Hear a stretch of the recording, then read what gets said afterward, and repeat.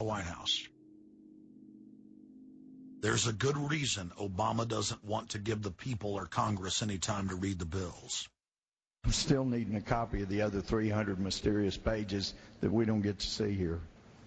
Shortly after the 2008 election, Vice President Joe Biden confided to top supporters that it was essential that their program be implemented at lightning speed. Because their agenda was so unpopular, they knew Obama would lose support quickly. Obama's handlers were in a race to pass a raft of legislation before the people discovered that Obama was just a slicker, updated version of previous puppets. Obama is the New World Order's closer. It's his job to repackage and solidify the tyrannical policies of George W. Bush as progressive and trendy. So part of my job, I think, as president, is to make government cool again. Chris Hedges, author of Empire of Illusion, explained it succinctly. President Obama does one thing, and brand Obama gets you to believe another. This is the essence of successful advertising.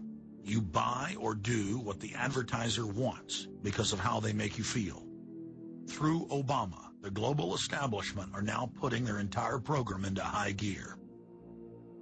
Obama is attempting to dismantle the Second Amendment with more than a dozen victim disarmament bills now in Congress. The key is going to be, I think, for us to come together and say people do have an individual right, and there's nothing wrong with common sense gun laws. Hate crime and cyberbullying bills in the House and Senate would effectively criminalize free speech protected under the First Amendment. It is absolutely true that NAFTA was a mistake. A senior member of the Obama campaign called the Canadian government within the last month to say that when Senator Obama talks about opting out of the free trade deal, the Canadian government shouldn't worry. The operative said it's just campaign rhetoric and don't take it seriously. Campaign officials called the U.S. ambassador to Canada and say, don't worry, it's just campaign rhetoric about NAFTA. The Canadian government put out a statement indicating that this was just not true. So I don't know who the sources. It wasn't true. Amid all of the denials, sources at the highest level of the Canadian government who first confirmed that a call was made, late this afternoon reconfirmed that a call was made. President Obama is promoting the creation of a North American Union and is attempting to expand NAFTA and GATT. President Obama is pushing nation-ending blanket amnesty for more than 20 million foreign aliens living illegally inside the United States. He's also overseeing the hijacking of health care by the federal government, which will nationalize more than 20% of the U.S. economy. And you want us to believe that a government that can't even run a cash for clunkers program is going to run 1/7 of our U.S. economy? No, sir. No. Obama is continuing the transfer of national sovereignty to unelected international bodies like the United Nations and World Trade Organization. And most important of all, under the cover of banking reform, Obama wants to hand dictatorial power over the United States economy to an offshore private banking cartel known as the Bank of the World. Richard, what happened to all those threats from France's president about storming out and about having a global regulator who was going to reach across borders and be able to deal with markets no matter what country they were in? They have opened up the idea of there being some form of other regulator across countries, and I think that's going to come back. So is this some sort of a new world order, which Gordon Brown kind of alluded to? I think a new world order is emerging, and with it the foundations of a new and progressive era of international cooperation. The finance heads of the 20 industrialized nations met again in late September of 2009 at the G20 summit in Pittsburgh, Pennsylvania.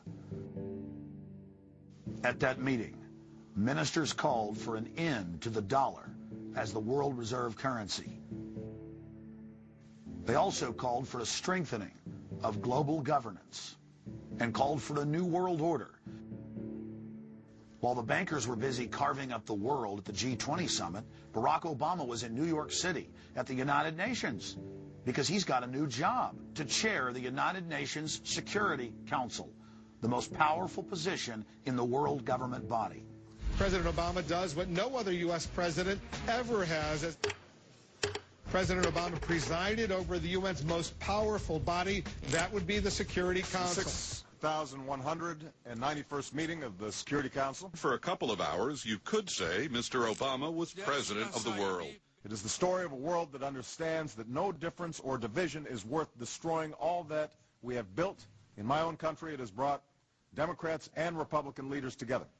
Leaders like George Shultz, Bill Perry, Henry Kissinger, and Sam Nunn, who are with us here today. Barack Obama is the first president to hold two posts simultaneously. And there's a good reason for that. It's illegal. Article 1, Section 9 of the Constitution forbids any U.S. president from serving any foreign government or institution. He swears an oath to protect and defend the Constitution of the United States. But now Barack Obama has sworn allegiance to the global government and the United Nations that he heads up. Let that sink in real good. Barack Obama now heads the United Nations Security Council. You cannot serve two masters, and Obama isn't. He's selling out the last vestiges of sovereignty that this country had. This, ladies and gentlemen, is the destruction of our nation, and it's also high treason. Obama's lies are obvious and out in the open. He hides in plain sight. And from the moment he took office, his lies have only increased, despite the fact that his ratings have dramatically dropped since Election Day. From the mid-'80s to the low 40s, a large portion of Americans still gullibly hang on his every word. It is bringing entertainment to thousands of people. Through its magic, we are able to enjoy a combination of the radio, motion pictures, and the stage, right in the comfort of our own homes, simply by pushing a button and turning a dial. These cells with their electrical charges are scanned by a stream of electrons, completing 30 pictures a second. Compare that crude picture with these of today, and you can judge for yourself how far along the road to perfection television has traveled. Most people still today think that all entertainment to do with movies, drama, is therefore nothing more than their entertainment. It never ever was that case. Of course, television can't perform such miracles as this, yet. But perhaps there's no harm wishing that it could. The greatest social messages are promoted through movies and drama, high drama, through the fixation of emotive sequences, emotional sequences, not logical, factual sequences, but pushing points across in an emotional way which register and fix in the mind. So emotional content is very, very important, rather than going through an actual discussion or an argument using logic and facts. There's no debate. And when you're being downloaded through fiction, your guard is down, the censor part of your brain is not in action. It isn't saying, yes, I agree with this, I disagree with that, as you would in a debate or a lecture. You're actually in an alpha state, being completely downloaded with new ideas. Throughout history, social engineers have refined techniques designed to control large populations. About 100 years ago, this big organization with many branches, they wanted to rule the world basically using Britain as a nucleus of a system, an embryo, which also was going to be joined with the US under the Anglo-American establishment, wrote about the kind of culture and the changes of culture over a 100-year period that they would actually design, implement, and bring in. And H.G. Wells talked about it too. He talked about arenas. He says arenas could be put up across the world for sports, for instance. Now, at that time, sports was something that children, school children were into. Adults became adults and got onto adult things. So it was unimaginable at the time that people could actually believe that there was even a need for adult sports and entertainment, never mind having arenas built across the world. But he said we can do this, and foist basically a sports culture for the males. Using a tribal system, we're all tribal to an extent. That's why we even bother to vote for a tribal leader. This is well understood. That's why we're supplied with these leaders.